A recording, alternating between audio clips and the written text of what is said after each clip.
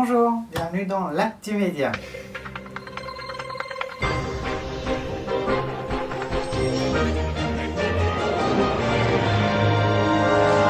Votre émission hebdomadaire est de retour comme chaque semaine et retrace une nouvelle fois l'actualité dans différents médias. Et au programme cette semaine, on s'intéresse à la radio avec un nouveau tour des plus gros hits du moment avec le nouveau classement de cette semaine et l'évolution des hits précédemment vus la semaine dernière.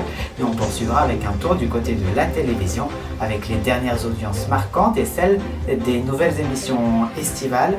Et une rubrique spéciale est consacrée cette semaine aux séries de votre été. Nous ferons ensemble le tour des chaînes et de leurs séries. Mais avant de commencer, quelques mots émus sur l'actualité qui est malheureusement riche aujourd'hui et sur laquelle on peut en dire long. Mais je m'efforcerai de condenser mes propos pour les rendre plus touchants. Comme vous le savez, la France est encore endeuillée suite à un nouvel attentat qui eut lieu jeudi soir dans la ville de Nice. À l'heure où cette émission est tournée, les morts sont déjà de 84 personnes et le compteur ne s'arrêtera sûrement pas là. Inutile de vous raconter les faits, on nous les passe déjà en boucle dans les médias. Je tenais simplement à adresser toutes mes condoléances aux victimes touchées par ces actes de barbarie qui ne font que renforcer la cohésion nationale en cette date si importante que celle du 14 juillet, symbolisant la Révolution, la prise de la Bastille en 1789. Malgré cet attentat, nous sommes et resterons soudés face aux menaces que nous combattons chaque jour. Restons soudés, unis avec nos différences, unis avec notre diversité qui fait de nous un peuple indissociable, protecteur, uni et réuni contre la violence qui n'a plus lieu d'être. Nous sommes toujours en plein cœur de l'été, même si le temps ne nous l'a pas forcément prouvé ces derniers jours, mais nous verrons en fin d'édition avec la météo bien que c'est en grande voie d'amélioration. Et pour l'heure, on va tout de suite partir du côté de la radio comme chaque semaine avec le retour sur les plus gros hits du moment. Et le classement n'a pas beaucoup évolué, je vous l'accorde. En effet, on retrouve Bailar de Dioro qui semble gagner pour l'instant son pari avec son mélange de musique plutôt insulaire et techno qui reste au top cette semaine. This Is What You Came For reste stable cette semaine aussi et conserve sa place dans ce top, tout comme This Girl de Kung qui réussit à persister malgré les prévisions et conserve donc sa place. Mais cette semaine, et combien de temps ça va durer, eh bien ça reste à voir et à suivre. On trouve également la chanson qui a représenté la France à l'Eurovision cette année. J'ai cherché d'avenir se rapproche du top 10 cette semaine, affaire à suivre. Sinon, au top du top en ce moment, on retrouve Don't Be So Shy de Imani, une nouvelle fois, tout comme notre chère Céline Dion, avec encore un soir qui continue d'émouvoir de par son message d'amour pour son mari René, mort avec lequel elle aurait bien aimé passer encore un soir. Même si l'Euro de foot est déjà fini, This One's For You continue à plaire cette semaine, mais jusqu'où vous accompagnera-t-elle dans votre été? Nous verrons cela durant les prochaines semaines, tout comme nous suivons de près l'évolution de Can't Stop the Feeling de Justin Timberlake qui reste en pole position avec ses rythmes et ses mélodies entraînantes qui continuent de vous faire danser. Sinon, eh bien, la plus grosse chute de la semaine est signée Makeba de Jen qui finalement disparaît du classement. En revanche, on retrouve pour la première fois Panam de Slimane. Slimane, vous savez, c'est le grand gagnant de The Voice 2016 à suivre.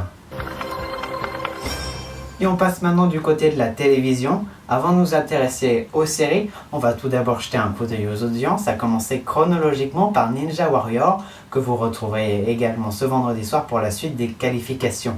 L'émission a réalisé la semaine dernière l'honorable score de 5 millions de téléspectateurs. TF1 était vendredi soir donc leader, suivi d'M6 avec NCIS qui a tout de même attiré 3,3 millions de téléspectateurs.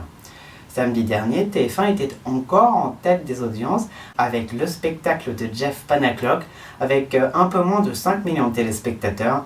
Derrière France 2 avec Fort Boyard qui reprend du terrain avec 16,4% de part de marché. Ça reste tout de même assez bas, mais ça continue de monter. Dimanche, c'est incontestablement M6 qui s'est imposé avec la dramatique finale de l'Euro de foot gagnée par les Portugais. Et ce match a rassemblé près de 21 000 téléspectateurs, soit 73% de part de marché, ce qui est totalement exceptionnel. Et bien évidemment, comme à chaque match des Bleus, eh bien, toutes les autres chaînes se sont fait écraser et dépassent très rarement le million de téléspectateurs. Lundi, eh bien, les téléspectateurs étaient beaucoup moins au rendez-vous et ce sont les chaînes TF1 et M6 qui partagent la pole position de cette soirée avec un peu plus de 4,5 millions de téléspectateurs sur Esprit criminel et L'amour est dans le presse sur M6. Mardi, c'est à peu près le même cas de figure avec 4,5 millions de téléspectateurs toujours devant Camping Paradis et devant Quantico sur M6, série sur laquelle on reviendra. Les autres chaînes eh bien, sont toujours assez basses comme France 2 avec Secret d'Histoire et France 3 avec Grantchester et leurs 2,4 millions de téléspectateurs. Les audiences continuent de diminuer mercredi soir. TF1 est toujours en tête tout de même, mais seulement avec 3,7 millions de téléspectateurs, suivi par France 3 avec Des Racines et des Ailes, puis par M6 avec Zone Interdite. Et enfin, on arrive à France 2 avec le très bon et très touchant film Vogue la vie, que je vous conseille de regarder en cliquant ici pour suivre la vie de femmes touchées par le cancer du sein qui se battent pour réaliser une compétition autour d'un sport qu'elles peuvent pratiquer et qui les unit dans leur lutte.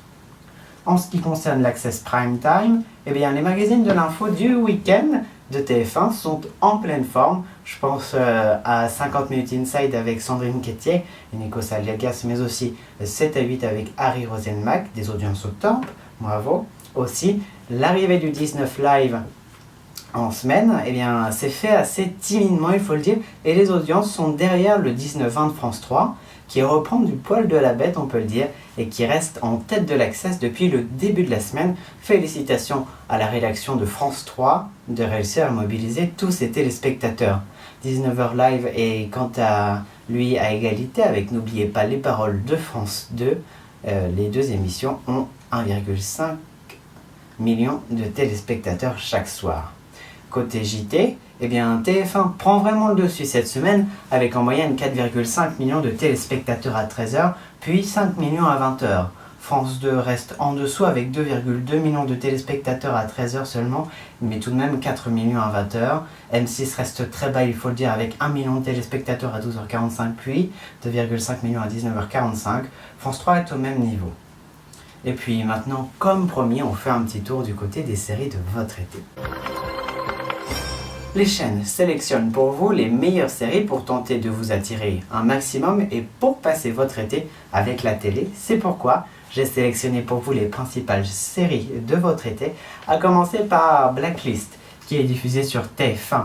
Premier désavantage des séries à la télé, il faut le dire, c'est que TF1 diffuse cet été la 3e saison de Blacklist. Mais vous pouvez, si vous souhaitez débuter cette série, retrouver très facilement les premières saisons sur internet si vous êtes intéressé. Alors pour resituer un peu où en est la série, le grand final de la saison 2 a été diffusé mercredi soir, c'est donc le début de la saison 3 pile poil, en tout cas mercredi prochain. Et cette saison sera d'ailleurs propice à de grands bouleversements. Concernant l'histoire de départ, le criminel le plus recherché du monde eh bien, se rend de ses propres moyens à la justice et décide même d'offrir ses services et dénonce tous ceux avec qui il a collaboré. Mais en contrepartie, il désire travailler avec une agent du FBI débutante avec lequel il ne semble pourtant avoir aucune liaison particulière. Blacklist, c'est à suivre tous les mercredis à 21h sur TF1. Et puis, n'oubliez pas surtout de regarder les saisons précédentes sur internet avant de prendre la saison 3. Sur vos écrans également, vous pouvez suivre la série Quantico tous les mardis à 21h sur M6. La série a débuté avec sa première saison sur M6 mardi dernier, ce qui est un vrai avantage, ce qui vous permet de pouvoir prendre la série dès le début. Vous pouvez le regarder d'ailleurs en replay sur 6play. Cette série dévoile les coulisses de la formation des agents du FBI, mais parmi eux, une taupe terroriste s'est infiltrée et réalise des attentats. Qui croire, qui dénoncer, à qui se fier, à qui se confier. Cette série pleine de suspense est à suivre tous les mardis sur M6. Le mardi également, vous avez le choix avec Grantchester sur France 3 qui diffuse la 2e saison de cette série construite autour de différents crimes que Sidney et son ami l'inspecteur Keating résolvent chaque semaine. Selon les acteurs, cette série s'intéresse au travers de différentes enquêtes à la condition humaine, une série donc pleine de philosophie. Sinon, sur Canal+, vous retrouverez tous les jeudis soirs l'ultime saison de Banshee. Pour résumer le début de l'intrigue, la ville de Banshee aux États-Unis est bouleversée par la mort de son shérif, mais surtout par l'homme qui s'impose comme son remplaçant. Il est d'ailleurs expert en arts martiaux et fait régner la loi comme il l'entend, et souvent bien à son avantage. La 4e saison de Banshee est à suivre tous les jeudis sur Canal+. Et puis mon coup de cœur personnel est pour la série de Flash qui est diffusée en ce moment tous les lundis soirs sur TF1 aux alentours de 23h30, ça dépend des soirs, en tout cas tard dans la soirée. C'est la saison 2 qui est actuellement diffusée, mais TF1 vous propose de regarder l'intégralité de la saison 1 sur leur site internet ici. J'aime bien cette série car elle parle d'un super-héros qui a vu sa mère mourir et son père emprisonné alors qu'il ne l'a pas tué. Une série qui fait rêver et surtout riche en rebondissements et en manipulation. Une série tout de même de super-héros, mais en tout cas moi ça me plaît, je vous la conseille vivement. En passant, laissez-moi dédicacer cette rubrique à Kenza, l'experte série qui connaît tout à propos de maintes et maintes séries, et également Ellie, notre série addict. On termine par un petit bulletin météorologique avec demain un temps très ensoleillé sur la majeure partie du pays avec des températures toujours en hausse, 25 degrés Celsius à Paris et jusqu'à 28 degrés Celsius dans le Languedoc-Roussillon. Dimanche, le temps reste très ensoleillé avec la disparition des nuages presque totale et des températures toujours chaudes, on se croirait presque en été. Lundi, on garde cette situation très agréable avec les températures qui vont même augmenter dans la moitié nord et délaisser quelque peu la moitié sud. C'est exceptionnel, il faut en profiter. Mardi, on observera une légère dégradation sans impact sur les températures qui resteront toujours aussi chaudes et profitez bien du soleil car dès mercredi, eh bien, la chaleur que vous allez devoir supporter et que vous allez profiter sûrement apportera malheureusement une nouvelle perturbation et même des orages sur la majeure partie du pays qui restera en place jeudi également si les prévisions s'avèrent exactes. En tout cas voilà, c'est la fin de l'Actu Média, merci de nous avoir suivis. On se retrouve bien évidemment la semaine prochaine, soyez au rendez-vous. Alors passez une excellente journée, profitez du beau temps et de la vie et à très vite.